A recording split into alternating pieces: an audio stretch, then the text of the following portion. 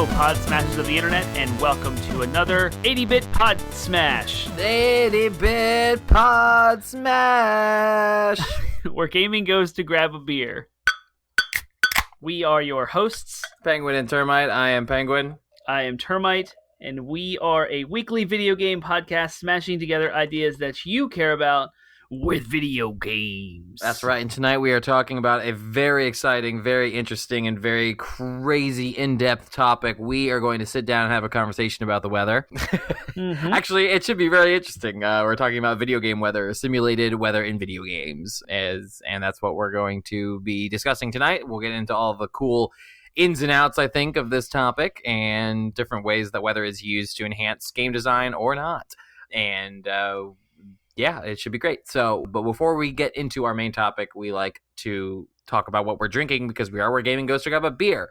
So, what are you drinking tonight? I am actually trying to read the can. It's so stylized that I can't really make out what it's called. But so I went to Maryland again for work, and I always like to peruse the store that's up there where I work because they have like fun beers that I can't buy here because they get beer distributed from different places than where we live in Fredericksburg. So when I see new things, I get excited about it.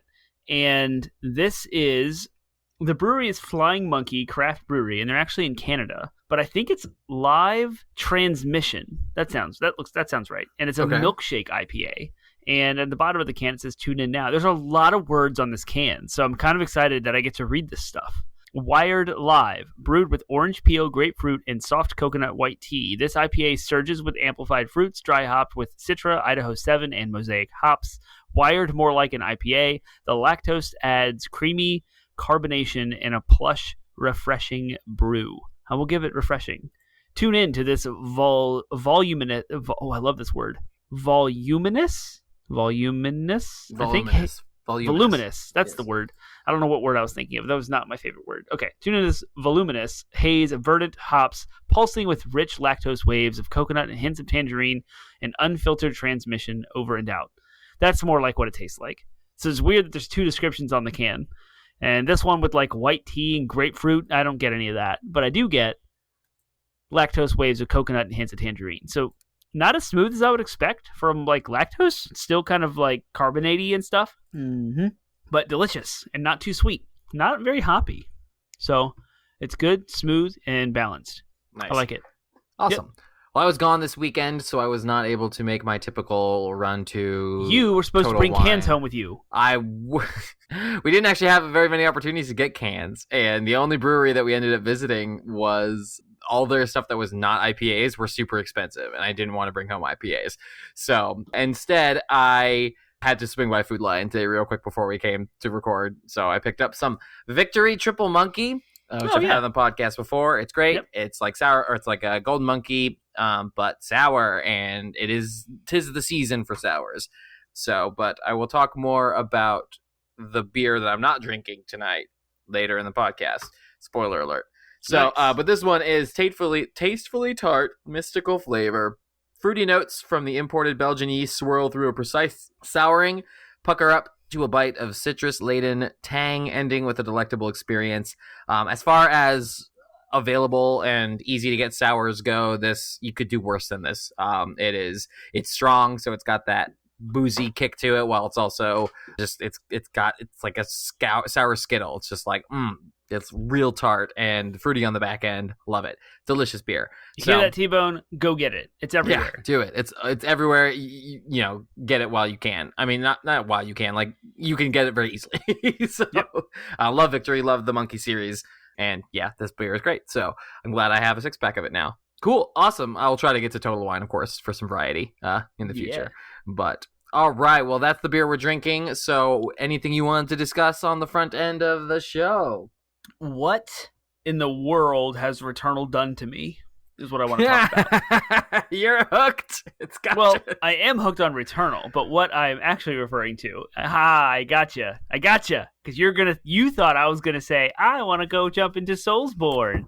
No, I didn't think you were going to say that at all. I literally did not think you were going to say that at all. Gotcha. Well, I love Returnal, and it's fantastic. But even more so, the planets lined up.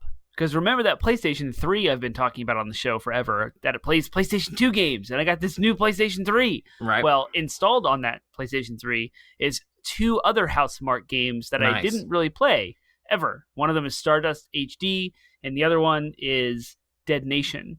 And they're both twin-stick shooters, but one is like on the outside of a planet, like a spaceship shooting, but it's a bullet hell. And the other one, Dead Nation, is like top-down twin-stick shooter in a zombie apocalypse, mowing down hordes of zombies.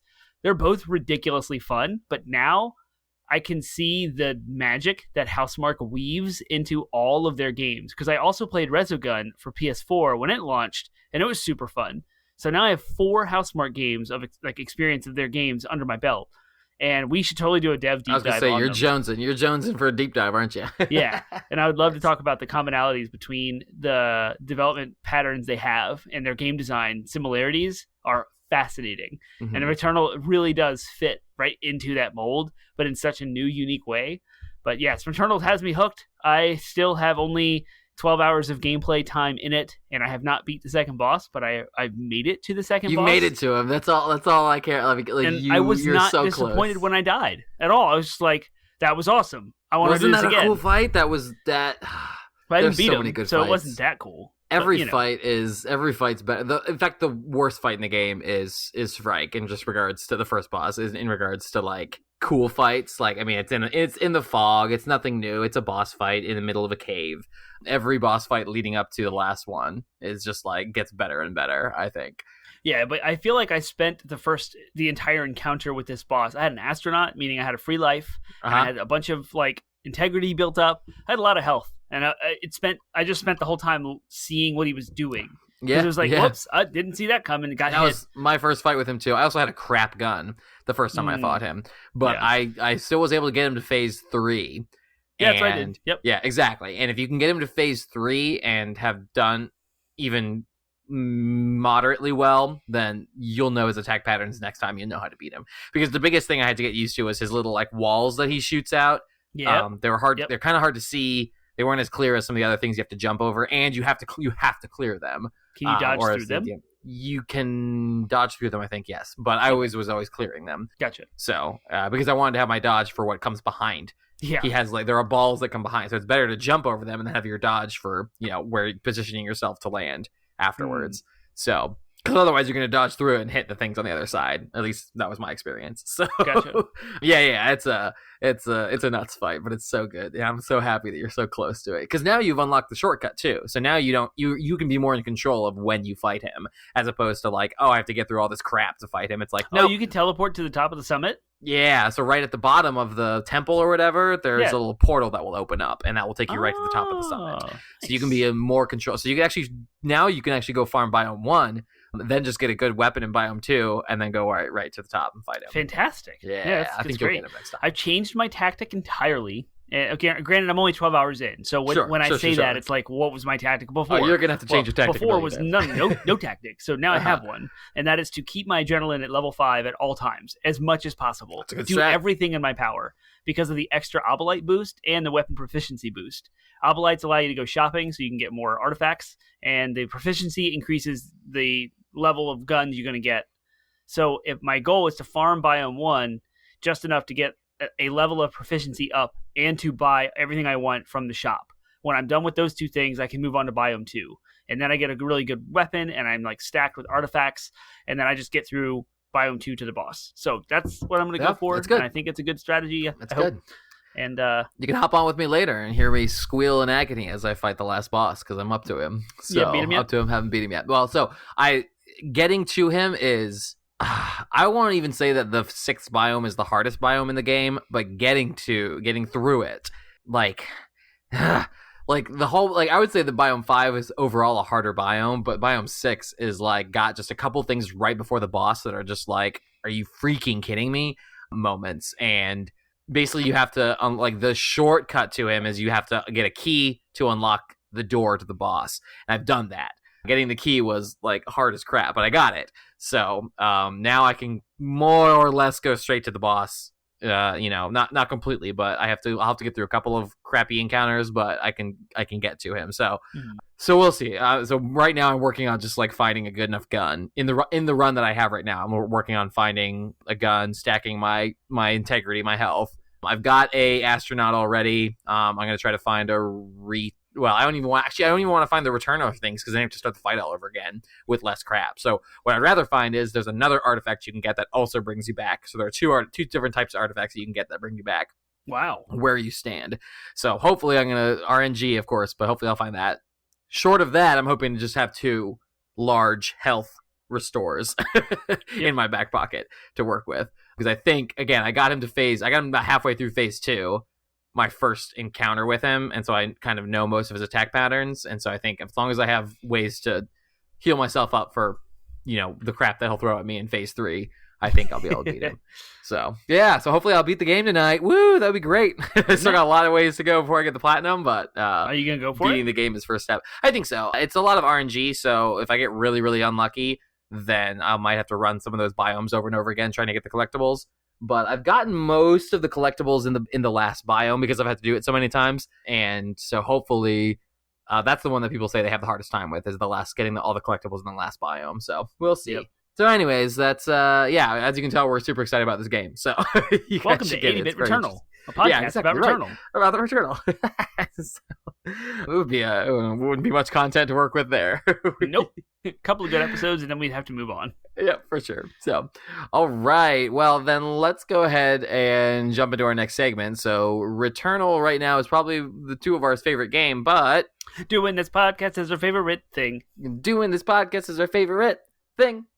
Favorite things. A moment of our show where we talk about what we're digging. Something cool, something exciting, something deep and meaningful, or cheap and shallow. But either way, it's something that we're digging. Word. And do you want to go first? Sure. You have a big one. I do. So I was able to, a mutual friend of ours planned a guys weekend for a couple of guys this weekend, but he planned it way back in like January or whatever. And it might have been even earlier than that. I don't know. But he planned it a long time ago. And so that was finally this weekend, and got to get away with a couple of friends and up to a mountain in and around Asheville, North Carolina. And probably my favorite thing was the house itself, because it was like incredible. It was like built on the side of this ridge. There were like multi-layered decks, and one of the decks had a hot tub on it that was, you just like the hot tub was right there at the view of the entire like valley that you could look out at. Gorgeous. And yeah, it was beautiful. And a little bit treacherous to get up to. You had to have a 4-wheel drive vehicle to get up the mountain. Wow. I'd like to just get up the driveway to the mountain, or to the house, basically. But like everyone got a room with a king size bed, basically. Dang. And there was like a big garage that had like pool and foosball and a TV setup. We set up a Nintendo Switch down there, and it was great. It was fun. There were multiple TV rooms too, actually. And I know I had a TV in the room that I slept in, so it was just like nice. Luxury. It was awesome. So we drank, we did a little bit of hiking, we played cornhole, we played pool, we played board games. It was great. So it was a lot of fun. But the house itself was just incredible. However, in addition to that, we stopped by Wicked Weed Brewing in Asheville, North Carolina. Oh, nice. Yeah, I've always wanted to go there. It's great. It's awesome. It's actually my second time there, believe it or not. But my first time was a long time ago, like right after we were married, and my brother and sister-in-law lived down there. Anyways, so went again to Wicked Weed. It was great. So my other favorite thing, though, is the beer that I had there was so good. It was called Angel of Darkness, and it was a sour. And since it's sour season, I was like, yeah, I want that. And it had like raspberries, boysenberries, and black cherries, and it was like barrel aged basically, and like 9.8% alcohol, and it was like liquid alcohol candy. It was great. Nice. And so, yes, if you are ever down, unfortunately, it's not in like cans or bottles or anything like that. So if you're down in Asheville, North Carolina, or ever down there, go to Wicked Weed and get the Angel of Darkness. It is so good. That sounds awesome. I would love to go. I wish I could have like brought home. It would have been hella expensive to fill up a growler or something. I didn't even bring my growler, unfortunately, but I wouldn't have kept it that long. I wanted to bring home cans. Yeah, I know. I wish they'd had it in cans. I was looking for that. I was like, that would have been one that I would have spent like $20 for. but they didn't have it in their bottle shop. So I was like, no, it was so good. Yeah. Yeah, Wicked Weed makes good stuff. I know they had that one pack of stouts that had a bunch of different flavors, like cookies and cream and s'mores. Mm-hmm. They were all awesome. Yep, yeah. I had that. I had a can of that at a friend's house. But well, and then tonight I was gonna go to. I was like, well, if I can't have Angel of Darkness, but I could go to Food Lion and grab a pack of their like whatever their like current sour is, Dragon Fruit Watermelon Burst or whatever. I was like, I'll grab that and I'll have that on the show, and then I'll talk about Wicked Weed. But fortunately, they were out of that on my Food Lion. I was like, no, so I settled for. Wait, you said the Raspberry Starfruit Burst? Yeah, that's the one. Mm-hmm. Yeah, we've had that on the show before, and I've had my own. That seems pretty common. Yeah, it's a common one. But I was going to grab it because I was going to grab something Wicked Weed in honor of how awesome I enjoyed their brewery. But alas and alack. So that's my favorite thing is the Wicked Weed Angel of Darkness. And if you really want to book this Airbnb that we got, then I can probably send you a link. So, ooh, but cool, sweet. My favorite thing is much more depressing. My favorite thing was leaving work on Friday on time. And this is because I have worked. I was so happy to leave work on Friday before 5 o'clock. Was the first time in like a month that I'd actually left my building, the lab that I work in, prior to 5 o'clock. I'd been working to 6 to 8 p.m. every single day, pushing 60-hour work weeks and working the last 4 weekends in a row. It has been nothing but a nightmare, and it's overwhelming, and we had to crunch to get software out, and I was placed in this situation by a previous manager who is now left, and it's just a combination of bad situations all around. He can't really put it on one person, so here we are, and the software shipped ahead of us. We're taking a trip to Florida for 2 weeks, as you've alluded to, and we will install it when we arrive. So it is done. The software went out the door, and we were able to get out of work on time, and we went to Six Bears and a Goat as a team to celebrate, and it was awesome. So I have enjoyed the weekend, the Mother's Day weekend at home, both Saturday and Sunday. We had my family over on Saturday and my wife's family over on Sunday, and today at work, I was able to leave once again at 5, and it was glorious. So here I am, recording a podcast, drinking a beer, and not super stressed about work. Yay. But kinda. A little bit. So, you have right to be. That's why I have 12 hours of Returnal in the last 2 weeks. Yeah. Less than an hour a day. Surprisingly, I mean, I haven't played in a few days, of course, but surprising. Yeah, I was surprised to see how long I had managed to fit in that, like, hours in that game. I was like, well, that's all those like midnight nights where I was like, just one more run. Yep. They got to me apparently. So cool. All right, well, that leads us to our last segment before our main topic, which is DLC.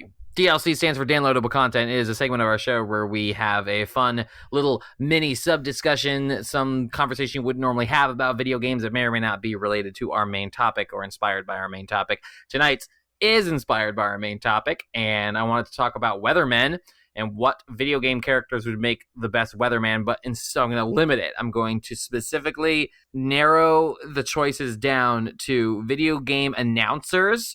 So this is like the voices in fighting games or racing games or other games where there is a disembodied voice saying things. And I want to know which one of those disembodied voices would make the best voice to go through the weekly weather. Like if you were to be able to like customize your weekly weather rundown in what video game character video game announcer voice would you want? Well, there's no way I'm doing impersonations, but NBA Jam from 1993. He's on fire! Boom shakalaka! I thought you weren't. He's heating up. Like, it's good. It's. I thought you weren't going to do. Yeah, I wasn't going to, but I felt confident. That's what beer does to you. Nice. Yeah, I think the NBA Jam, like, ridiculous. Yes, that they need to watch. They need to do the weather. It's raining. There's snow in the forecast. Like, with like the campy bad sound engines from the 90s. Right. Like, it's got to be that, especially like a Sega Genesis. But I started laughing because I was thinking of like games such as Halo or Unreal Tournament or Mortal Kombat. That was a funny. Yes, those were some of the ones that came to mind. How hilarious they'd be like, "It's gonna be snowy." It's just like the deep, gravelly Mortal Kombat, but like, yeah, but with like Headshot. the sunny weather will be perfect for raining blood and thunder upon your foes, but like it'll be really pleasant outside. And then you can even go to the Smash Bros. Spectrum. So Smash Bros is gonna be my answer. Yeah. Yeah, just it's raining. It's gonna be sunny. There's a blizzard in the forecast. Nice.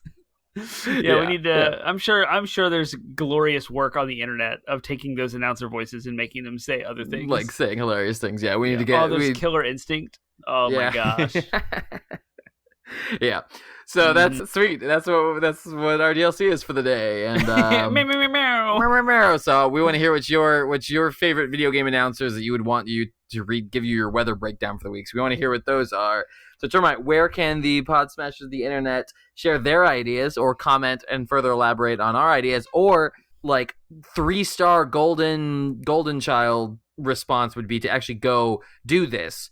Make a video or something, or use whatever movie making magic you have to actually do a video like this and then send it to us. So where can they send those works of genius to us if they end up going out and making them themselves? You can go to 80bitpodsmash.com. That's our landing website, where you will find links to all of our social media outlets and our podcast platforms of your choice, anywhere from Spotify, Stitcher, iHeartRadio, through Google Play and Apple Podcasts. We are on there. If we're not, the RSS feed is there. You can place that into any third-party app.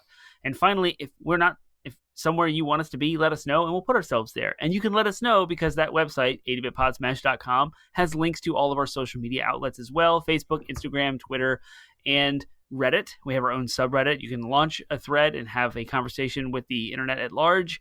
We also have a Discord server, and the link to that server is in all of our show notes, which you can find through the website. And you can jump into our Discord server, and you can harass us, hang out with us, laugh with us, point out news articles, and discuss things in the gaming industry, or just let us know how you're doing or what kind of beer you're drinking. It'd be great to jump in and let us know what you think. If you are so kind as to jump into our Twitch channel and hit a subscribe, you'll be made aware of when we go live, because we go live twice a week, on Mondays and on Wednesdays, both at 8 p.m. Eastern. You can jump into our community and watch us. We do a news show on Monday evenings where we run through the week's industry news of the video game world. And on Wednesday, we run through a game that we care about. We do a Let's Play or Hangout or whatever you want to call a casual playthrough, where Termite and Penguin, myself and you, will go back and forth playing whatever we're digging, and you can jump in and hang out with us. Those are some of the most fun interactions I've had with the community in the things that we do. So please jump in, go to twitch.tv, subscribe to us, go to 80bitpodsmash.com. And if you are, finally, you can go to our YouTube channel where all of those videos go for video on demand consumption, and you can also subscribe to us there. So we're everywhere. Fantastic. Awesome. All right. So we are talking about weather in video games.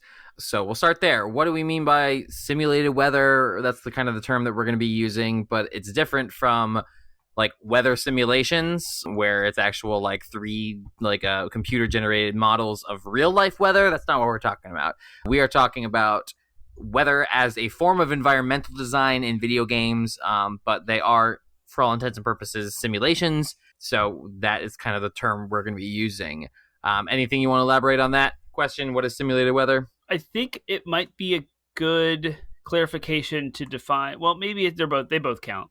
I was going to think of like Red Dead Redemption 2, where it's dynamic and like storms roll in on you, versus like a very scripted Resident Evil where it's raining and it's nighttime because it needs to be. It's so like there's a difference in engines and behind the scene things. Yeah. Oh, well, it's kind of funny because you kind of answered the two broad categories of the second question of that question, which is what are the kinds of weather that are frequently are frequently simulated, and the two kind of methods by which you simulate weather in video games are scripted events or dynamic weather, where it's some kind of AI program behind the scenes that is trying to simulate weather patterns and just like give you this dynamic weather. It'll randomly start raining in a part of the world that you're in, and that is a kind of a weather simulation. But most kinds of weather in video games are static events. They're just like this level rains or this level it snows. or this part of the game after this story beat, a thunderstorm's going to come in or whatever. Like, so they're completely scripted. They last as long as you want to stand there. They don't ever go away until you trigger whatever makes it goes away. And even crazier is the real life simulation, like Microsoft Flight Simulator, where a hurricane was coming and you could literally jump into the game and fly through it if you wanted to, because it used real life weather as part of its feed into its game engine, which is crazy. But that happened. Yep. So that's a third kind of entry into how you can approach weather. Sure. Well, I would say that's still dynamic weather system. It's just pulling from real life data as opposed to using like a AI or something. But trust me, the weather data in real life is entirely dynamic, arguably more dynamic than in any other kind of AI generated weather event. So cool. Specific kinds of weather, as in like what kind of weather do you often see? Like actual like types of weather in video games. Obviously, rain, snow, thunderstorms are all frequent kinds of weather. I can't think of any examples of like hail in video games. That's something I know. Hail or even sleet in that case. Usually, if a game is got ice, it's not like it's iced, like freezing rain. Basically, like you walk into an area and there's ice. It's usually just like the game has this area, this part of this world is like pre-iced. It's already an ice patch or whatever, and it always is going to be an ice patch. So really, it's just like it'll snow, rain, thunderstorm, and that's about all I've ever seen. So I made dust storms. I think I've seen like dust or like sandstorms in some video games before.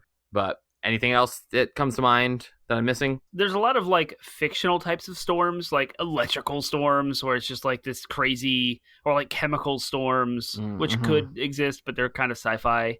Yeah. I think I'm like Gears of War 4 had this crazy situation. Even Outriders, the most recent game, had a nut storm that like turns people into superheroes. So right or whatever. I'm totally like that's not what they're called. I don't know what they're called because I'm an ignorant Outriders player. But yeah, there's like it's a fictional thing. They land on this planet and there's this overarching some consuming storm that like is ravaging their entire crew and people there. That's the intro. It's not a spoiler.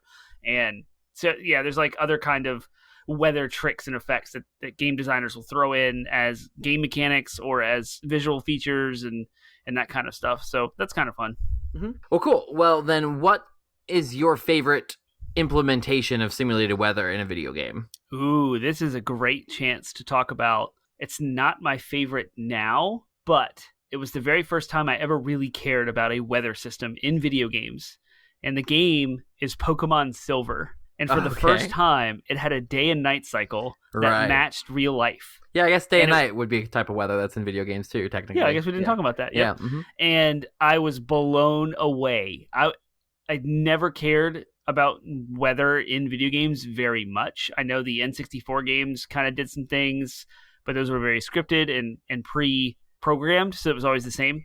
But man, when I played Pokemon Silver and I saw that you had to play at night to get a Hoot Hoot, I was playing at night to get a Hoot Hoot, and I was so excited to like get back in the next morning and then the next day or the next evening. And every time I get a new area, it's like I have to grind that area both day and both night, and it kept me engaged throughout the day. And I was eagerly looking forward to get back into the game for that evening time after school so I can catch whatever surprises await at night. And sometimes there's different events that happen and different NPCs in different places based on the time of day. And then that continued on kind of in a weird way with Majora's Mask, though it wasn't tied with real life, but it was the events of the NPCs over time doing different things. Totally not a weather conversation. So I'm not going to jump into that. Well, kind of. I mean, and we can give at least credence to it because we didn't really talk about it. But like day and night are an interesting kind of subset of weather, and you know the two major implementations of day and night and how to bring it into video games is either yes, you use the system's internal clock to match it to real life, so it's nighttime in the game when it's nighttime in real life, or you just like you have your own day and night cycle, like Ocarina of Time and Majora's Mask and The Witcher. They all have their own day and night cycles, and so that way, and you know, there's pros and cons to both. But you know, the major pro of that implementation is like you, at the very least, you know, you don't have to like. If some people can't play at night, right? Like some people don't have the ability. Right. So if there's specific events and things locked behind the nighttime cycle, that allows people to people who don't have the opportunity to play at night or consequently play during the day Mhm. to be able to still see that kind of stuff whenever And they have their that was opportunity. kind of addressed in more modern consoles because you can adjust the system clock. Sure, I know people sure. were doing that for Animal Crossing on the Switch last year for like people who work at night shifts or overnight and are awake all night long who still have to do things. And Animal Crossing, those stores close and like things shut down. Like you just can't play if you're only playing at night. So in order to make progress, you have to set your Switch clock to the daytime hours and kind of fake it, which is interesting. But I feel like digress. you shouldn't have to do that, but nevertheless, yeah. Right. That's There should definitely be not a good solution. there should be an in-game solution for that, but There should nevertheless, be. I agree. So my favorite weather. So you asked the Uh-huh. action. So that was my first like intro to even caring about weather, and that was a very nostalgic like moment. My favorite is kind of a tie, but there's one other game I want to talk about before I get to my actual tie. I'm excited Oh about my weather. gosh. I'm into this. The Legend of Zelda: A Link to the Past, which I know you only played once on a stream where our laptop battery died and it quickly faded. But the introduction to Legend of Zelda: A Link to the Past takes place in a dark, stormy night. And you are like awoken, it's thunderstorming, and you are out in the rain, and it is so atmospheric and so incredible to the storytelling that is happening as you go into the castle to rescue Zelda, and you find your uncle that was like slain in the hallway. He's dying, and he hands you a sword. It's so iconic for Super Nintendo, and that's just I have to give a shout out to that because that's awesome. So my actual favorite weather is a tie between Red Dead Redemption 2 and Sea of Thieves. The dynamic weather systems where storms blow in and wreck your entire situation and change everything you're doing is fascinating to me. It seems random. And the realistic storm system of Red Dead Redemption 2 with the lightning and the gusts and winds and rains picking up and how it affects everything in the environment. And Sea of Thieves does the exact same thing, but it's a little bit more cartoony. But the waves and your ship and everything is just crazy and scary and dark. And the music changes and it's so good. I love those kind of weather systems that are completely unpredictable. Nothing is scripted about those at all. And they do change they change everything you're doing. It's like if you go into a storm in Sea of Thieves and you start getting attacked, you're probably done for because it's very hard to navigate your ship. If you're on your horse in Red Dead Redemption 2 and a storm blows in, you will take damage. You are it slows you down, it makes your horse scared, and it can knock you off and change what's going on in the environment. NPCs behave differently, so that's fun. Yeah, my pick, piggybacking off that, my pick would be Breath of the Wild because they had dynamic weather as well that also affected gameplay. Yes. And, oh my gosh, the thunderstorms in there, yeah, like the zapping your Metal thunderstorms. Gear. Yep, Yep. yep. Metal Gear. Yep. So you had to like unequip it changed the way you had to perceive of your survival. And but you could perceive throw of your metal traversal. shield into a crowd of enemies. Yeah, and there's all would kinds of strike stuff it. you could do. Oh, Yeah, you could so magnetize it too. You could like magnet and then, Yes. but even simple Yep. things like it wasn't all good. You know, it was like you'd be climbing a mountain and you'd be like, oh, this is great, and then you'd see the rain start to pour and you'd be like, no, because you'd slip and have a harder time climbing. Yep. So there were definitely like it was. I love it when weather affects gameplay, and then top that off with you never know when the weather is going to actually be what you want it to be. Yep. Those are all great. And they all have day and night cycles too. Yep. So the other weather that I want to talk about, other weather implementation in a video game, it didn't affect gameplay necessarily, but it definitely affected the atmosphere. And this pick's not too surprising for me, but back in vanilla World of Warcraft, they had a patch where they implemented weather because it was something players have been asking about forever. It's like, why doesn't it ever rain in the wetlands, or why doesn't it snow in the mountains, the dwarf mountain starting area and stuff like that? Like, why is there no way? And people have been asking, like, it would make the world feel so much more alive.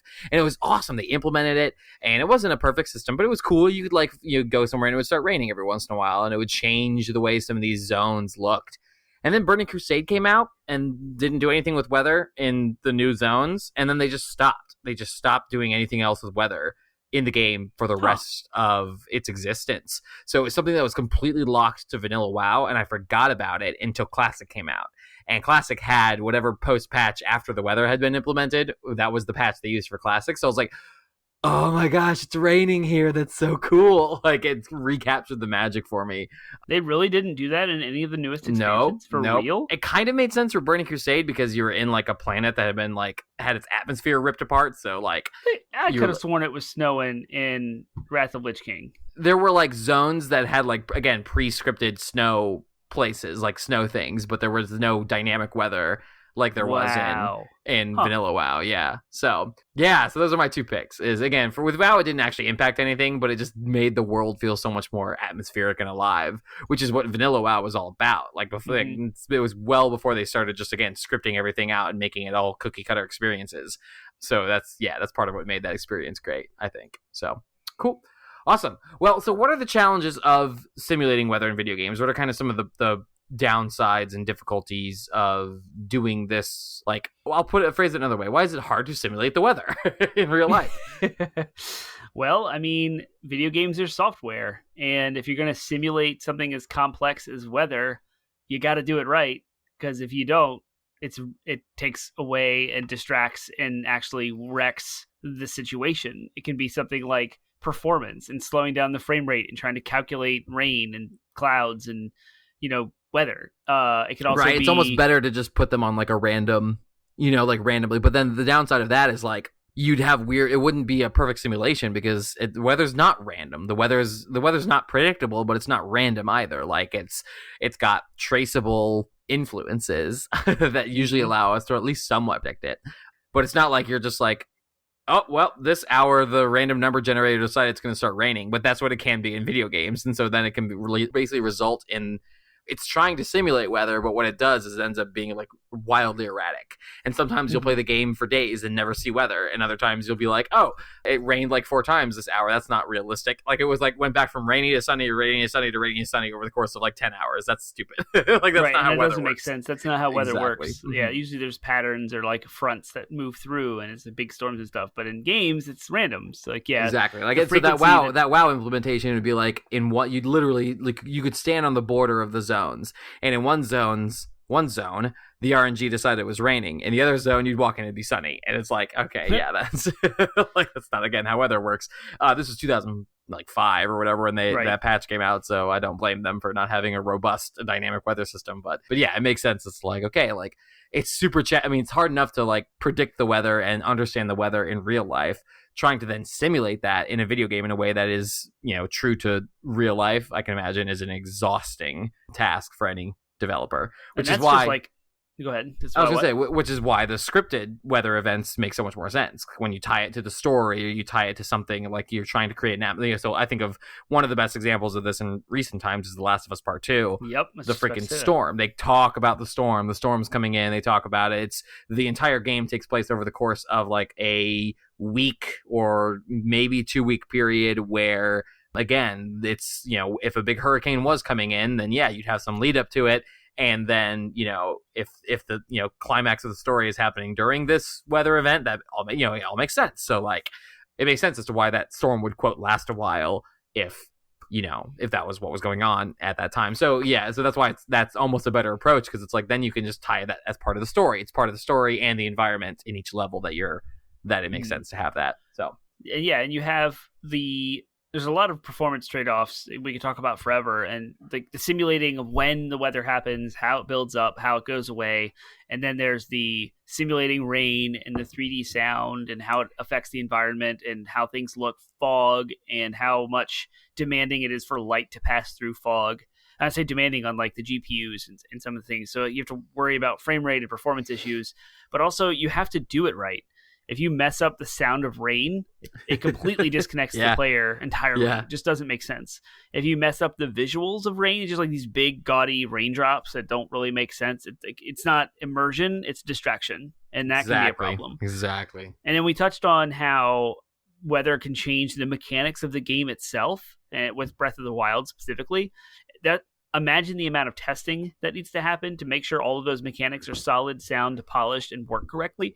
Because the last thing you want to do is mess up your game because you tried to do like a slippery slope on a snow mountain, but it didn't go through testing, and so like you clip through the floor and fall, or like something. You introduce so much more area for error when you try to do things like dynamic weather affecting the actual mechanics of the game. Yeah.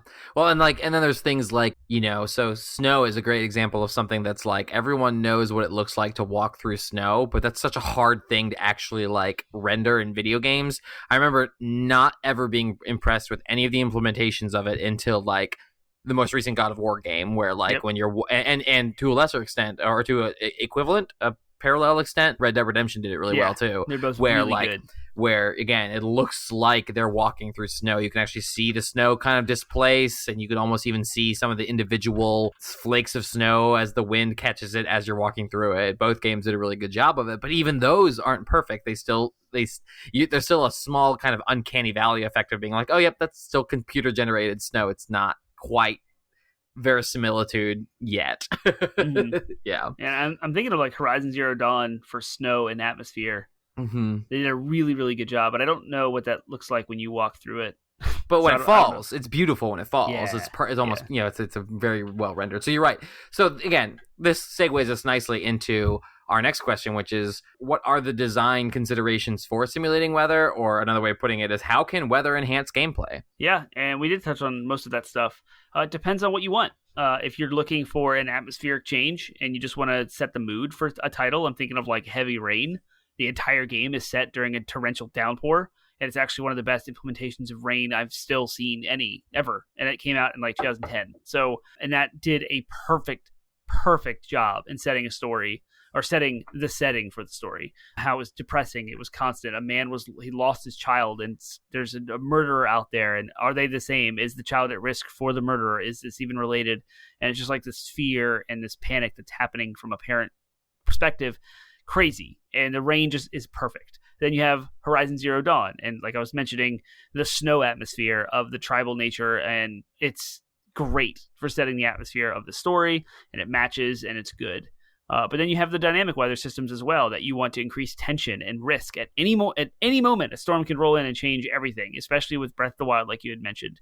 So it depends on what the developer wants to do. Do we want to set the atmosphere? Do we want to increase immersion? Do we want to mess with the mechanics and give the player some tension and set the tone all at the same time? It can be any combination of those things. So it's a lot. Like, weather really does affect.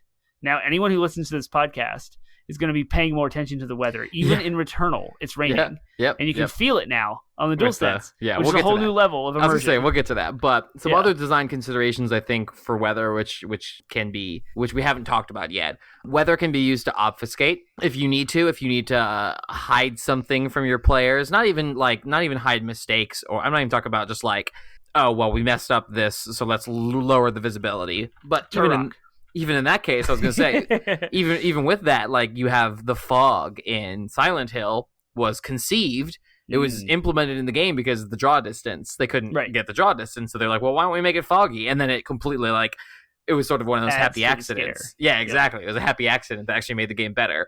But again, its original consideration was, well, we need to obfuscate some stuff. But not even to obfuscate the game's shortcomings. If you want to, like, make a big review, something about the moon is important. Like, you can use the weather to obfuscate the moon until you want to reveal it and show it, and then boom, like, whoa. So, like, you can use the skybox.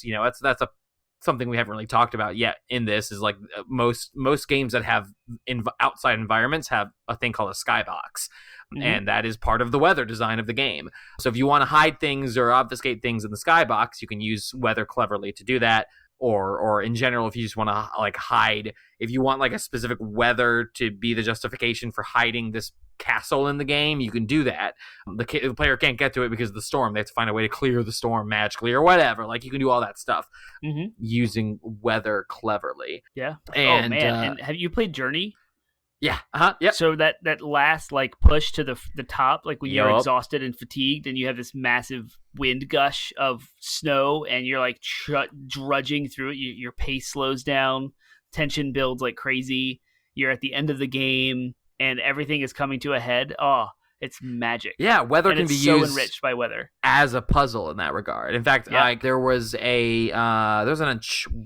it Lost Legacy? One of the there was an Uncharted, or maybe there was a Tomb Raider. Both Uncharted and Tomb Raider, I think, use weather in their puzzles in some cases. I think maybe it's Tomb Raider that I'm thinking of, where there were, like, wind tunnels you had to open up and use the wind as a way to advance in the game. Jedi Fallen Order did that as well, I think, where you had wind tunnels you had to open up to, like, push stuff before you got the force push ability or whatever. So, like, yeah, weather, like, wind is a part of weather, and that can be used, again, scriptedly as an environmental puzzle. But nevertheless, like, it always increases the immersion when you're like, yeah, we're using the weather to, like, solve puzzles and, like, move the world. But even, like, like in Journey is a great example of like this is the world. It's harsh, it's hard, it's difficult to get through because of this intense weather, and yet they use that as a way to make it a puzzle. That's the same with Breath of the Wild as well, where it's like yep, the puzzle is now it's harder to get up this mountain. It's going to require more stamina. It's going to require me to rethink the way I'm traversing this area.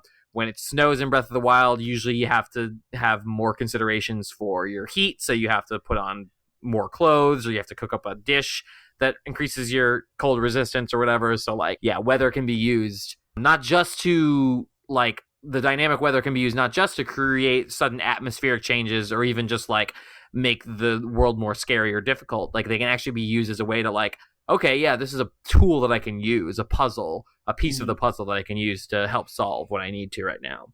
And I like how weather can also be used in RPGs. You are familiar with Persona 5, and weather is like affects how a lot of things that in the environment that you would do. It affects your confidence growth. It affects the mementos area and how enemies are, what effects are more or less. But also in like Pokemon, you can have abilities. Well, you can go out to a sunny day as an ability that would bring the sun out and it would enhance fire type moves. Or you can bring rain and it would enhance water type moves. And that's actually like you can train your Pokemon to use abilities that change the weather to benefit its type. And you can use that as a strategy in a turn-based strategy game to win. And so like to give yourself an advantage. And that changes the entire like course of fighting and the tactics you would use and which Pokemon you're going to pick and who you're going to fight against. So that's really, really cool. I love to see that too. And there was something else I was going to go with about that, but I don't remember what it was. The thought is fleeting. That's so unfortunate. I don't know. Cool. Yep. All right. Well, so what kinds of technology are used to implement weather in video games, but specifically used to sell the illusion, to make it more immersive? The one that comes to mind recently, it's the most obvious one for our current generation, is the DualSense controller changes everything about how you sell weather in video games. And you talked about Returnal. For those who may not know, you can the controller vibrates in a specific way whenever it's rainy in the game to make you feel the raindrops through the DualSense controller. Very faintly, very lightly, it vibrates in a way to provide sort of a haptic feedback of rain to make you feel like you're in a rainstorm. Feel like, you know, again, the way the character would feel, she's in a spacesuit. So that was what it would, you know, kind of, it's not a perfect one-to-one representation, but it's kind of meant to represent raindrops on a spacesuit, what it would feel like viscerally. So, you know, obviously, yeah, you know, the graphics technologies and you know, various Unreal engines and stuff like that can render individual particles. Those are also technologies that are being used to sell the visuals of weather. But to me, one of the biggest game changers is vibration or vibration or haptic technology, or whatever you want to call it. And the DualSense controller is, I think, the pinnacle of that right now. You see that also in Astra's Playroom. Whenever it rains or whatever in Astra's Playroom, you feel it through the DualSense as well. Yeah, it's so fun. I love it. And another new technology, at least new to this generation, is ray traced reflections. How light design. Yeah, and that's lighting. So that's going to affect rain. It's going to affect fog and snow and how light passes through these effects and how puddles reflect light back and what models get in those reflections and how detailed they are. And it can really enhance what the game looks like visually, and then you mix that with technology in the DualSense, and you're in it. Like, we can really do some cool stuff this generation with weather. And I think that yeah, and piggybacking off that, the PlayStation 5 is capable of ray tracing, but it's also capable of higher frame rates and better loading times. Both of which I think will go to great lengths to benefit those dynamic weather systems, where it's like, instead of having to like worry about how is this going to affect the loading of assets with that solid state drive, probably less of a concern now. And then frame rates too, like rain falling at 60 frames per second probably looks more realistic than rain falling at 30 frames per second. So that's a subtle change, but once you've seen it, it's hard to go back to the previous 30 frames per second. And rain and snow, both rain, snow, any falling, moving weather, even wind, will look better at the higher frame rates that are capable with the PlayStation 5. So and or any PC of equivalent power. So yeah, I think both of those, all that technology, I think I'm really hoping to see some more leaps forward in simulated video game weather in the future. Yeah, me too. It would be great, especially with like being able to do like mock-ups of thermodynamics and like how liquid is simulated, and you can do clouds and air pressure. I would love to start seeing stuff like that. Simulations that we would use in modeling real life weather, like added to video games. It sounds Mhm. nuts because of the processing power that would require in the overhead. But I think at some point, I mean, why not, right? We want Mhm. to simulate real weather. Let's go. Yeah. That'd be Well, I think awesome. we've moved into our final question, which is what do you want to see? It was kind of a Hey. segue. What do you want to see from the future of simulated weather? Yeah, I want to see more. I would love to see, like, in the same way that video games use day and night, of the system clock to determine day and night for video games. It would be really cool to see video games start to implement regional weather Yep. into the game. So if you're playing a game like Breath of the Wild, for example, if it's snowing, if the local weather it's snowing in your area, like it'd be cool if the whole of Hyrule was blanketed in snow, even areas that didn't normally have snow, like something like that, where you have these open world games. It'd be cool to see them start to like allow you to sort of like like, oh, it. I wonder what the game looks like right now because it's snowy in real life. Like that would be kind of cool. I could see some downsides to that, but something along those lines would be really interesting. But also, I would love to see like part of you were talking earlier about all these like, oh, fantastic, like acid storms Yeah. and radiation storms and magical anomaly storms and outriders. Like, why not though? I mean, video games are escapism. Let's start to create some imaginary weather. Like, why not have lava?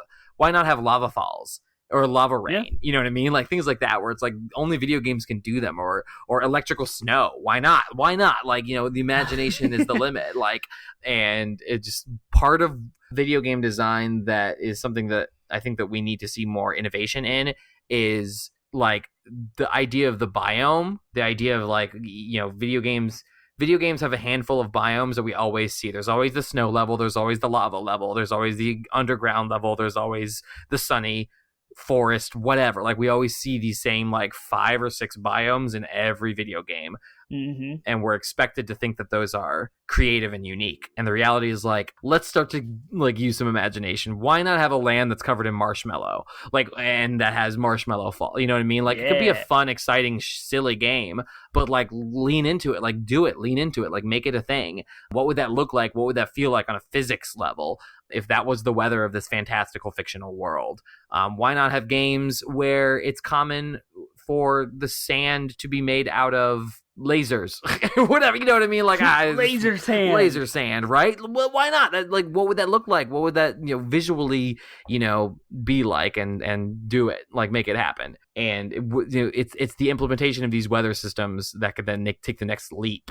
into creating these fantastic worlds, because that's what video games can do in a way that other mediums can't. Yeah. Like it would require not only like the best CGI artist in the world, but it would require a director of significant acumen to make that kind of stuff that I was just throwing out there like impressive in a movie. But in a video game, like people are more willing to be like, this is incredible in a video game because they're already sort of suspending their disbelief in a way that Mm-hmm. movies sometimes have a harder time doing. So like take advantage of this medium and stop giving me the same 4 fire level. It's almost like our episode on weapons, where like weather and weapons, I swear, it's like, here's your shotgun, you get it in the fire level. Here's your slingshot, you get it in the sand level. You know what I mean? It's like, of course, like predictability, come on. Mhm. Like weather is almost as bad, or weather, and the idea of just biomes in general are almost as bad. Like let's get some creativity out here and start doing some mashups. It's funny. Your answer went into the fantastical, and my answer was like, I want more realistic stuff. I want both. I'm Yeah. with you though too, because I do want both. I think it would be really cool to see more games lean into the idea of like, okay, it's snowing right now. What does that mean? What does that mean right now? Like, Mhm. if you want to get into cool like astronomical events too, like all games love to do the idea of an eclipse, right? Like, both video game and nerd culture in general is fascinated with the idea of an eclipse, but like, Yeah. how can that affect gameplay? How could that affect gameplay? Like, you know what I mean? The Fire Like, Nation is done. Like during an exactly. eclipse, they have no power. Exactly. Yep. Yeah. And Nice I there, would love, Brendan. like, I like taking your idea of real life weather mapping. So it's like I'm playing this game, and outside my window it's snowing. So in the game it's snowing. Take it one step farther and be like, this game is set in Seattle, so the weather matches what's going on in Seattle. Mm-hmm. And anyone who's playing anywhere around the world is playing the game and experiencing the same, but the weather is dynamic based on real life. That would be awesome. And like Forza Horizon 4 is set in the UK. So it's whatever the weather is in the UK. Like it's not, but it'd be really cool if it was whatever the weather in UK would be, which is the tiny little, I have to give a shout out to racing games and weather. really messes up or enhances your gameplay. And I think video games have done a lot in the racing realm with rally racing, and it's off-road and it's mud and snow, and then on the racetrack with rain and puddles and like the dynamics of what hydroplaning does to cars and all those things. We're getting into that. I think Gran Turismo 7 is going to explore that a lot. I know Forza has in Forza 7. So I can't wait for that kind of stuff to happen, but I would love to see wherever a game is set, the weather there it matches their real world space. I think that'd be a lot of fun. Yep, for sure. All right, awesome. Well, I think that's a good place to stop, and we're ahead of schedule for once. We didn't banter as much as we did normally do at the beginning. I thought we were going to fall behind. We were talking about Returnal. We were so excited. I thought so too. Yeah. So I'm here for it. Wow, finishing in under an hour. This is perfect. But yeah, great. Well, I think because of that, we were able to fit in a nice solid discussion about weather without feeling rushed. We got through all of our questions, so we want to hear what your thoughts are on video game weather. Like, do you love it? Do you have fond memories of video games where you thought the weather was particularly impactful and interesting? Do you not care? I'll interrupt you right now. Weather also affects what games we play. It's a whole other meta level. If it's we've talked about this on the podcast. If it's snowing outside, what games do you want to play? If it's springtime, what games you playing? If it's fall, what are you into? Yeah. And that's a whole other aspect of like weather, and not necessarily in the games, but at least affecting what we're playing when we do, and we tie that in our brains nostalgically to weather. Sorry, I digress. No, that's fine. Let's throw that information in there. We want to hear that thought too. We want to hear. I know we've prompted that before, but we're always welcome. If you're just joining us on episode 191, we want to hear that thought as well. So yeah, Termite. Where can the pod smashers of the internet let us know all of their thoughts on the weather? You can go to 80bitpodsmash.com. It's our landing website. It has links to all of our podcast platforms, social media outlets, Facebook, Instagram, Twitter, Reddit. You can start a thread yourself and talk all about weather and video games and tell us what you think. I want to know what your nostalgic weather moment in games was from childhood. What was your first realization that weather is awesome in games? I also want to know what you want to experience in the future with all of this new cool technology that PS5 and Xbox Series X and these new fancy video cards that cost 8 times as much, what they can do and how that's going to affect what the developers can do. I want to know all about what your thoughts are in the future. Maybe you want a VR weather simulator and I'm here for it. I will talk all day about it with you. So just go to 80bitpodsmash.com, find all the links to our sites, go to our Discord server in the show notes, click in, jump in, converse with us, find us on Twitch, jump in our live chat, talk to us there. We'd love to have you. Twitch.tv/80bitpodsmash. All right, fantastic. Well, we don't have an episode, or we do have an episode for next week. We are going to be doing our E3 hype episode. We are actually going to be filming that and doing that on Twitch live this week. The week that you hear this, it'll have already been done. So you can go check that out a week in advance if you don't want to wait till next week. But if you are happy to wait and listen to it in audio format, then next week we'll be doing our pre-E3 hype episode where we start to get hyped about E3 this year. It's going to be in a totally different format. It was canceled last year, so it's been 2 years since we've done anything E3 related. And so we're going to talk about our predictions, our expectations. It's going to be wild. And it's going to be great. So good. Yeah, gaming's most hyped week. So we'll be doing that next week, and so we'll see you then. See you next week.